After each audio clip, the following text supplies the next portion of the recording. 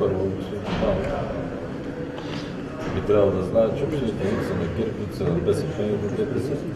Това, че има кмет от дадена община, там живеят хора, които са от всички политически партии, са гласували на избори.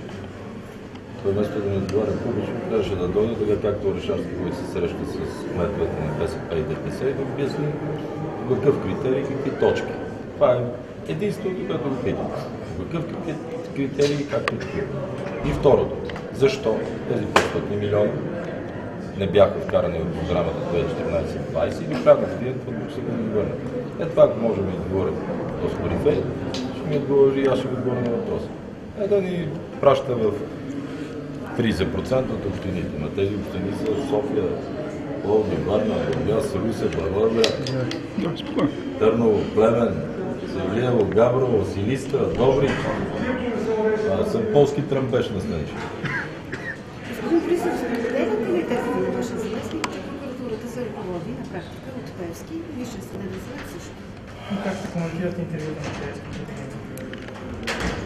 Аз чета тази агенция и не мога да коментирам интервюта на които да било. Но първо считам, че е изключително грешно, недопустимо в една държава да се атакуват на институции, включително на нейните ръководители.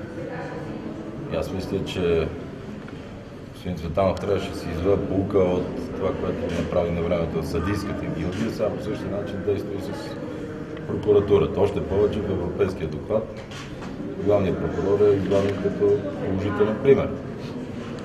Второ, и аз като бях главен секретар и по-късно, това не е никаква нова практика главен прокурор да отиде в МВР. На времето главният прокурор Филчев е идвал в моя кабинет като главен секретар да планираме операция. И ако си спомняте, и при Петканов, и при Румен Петков, и при Цветанов, после много пъти прокурори са били в МВР. Така че това не е нищо, което да е осъждано и осъждащо. Напротив, аз винаги съм бил на принципа да се отива на място, да се участва пряко в операциите на МВР от страна на прокуратурата, защото те са господар на производство. Те след това отиват в съда да защитават това, което МВР или ДАН са направили. Така че много съм разочарован от това, което между депутати се води в публичното пространство. Намесват се имена на магистрати.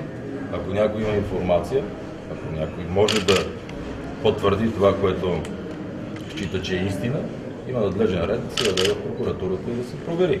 Или да се каже директно, конкретно, да се вкара в анкетна комисия в парламента и съответно да видим дали е така или не. Аз самия вода на 15 дела сигурно в момента срещу такива клевети, лъжи или неистини, нека да ги наречем.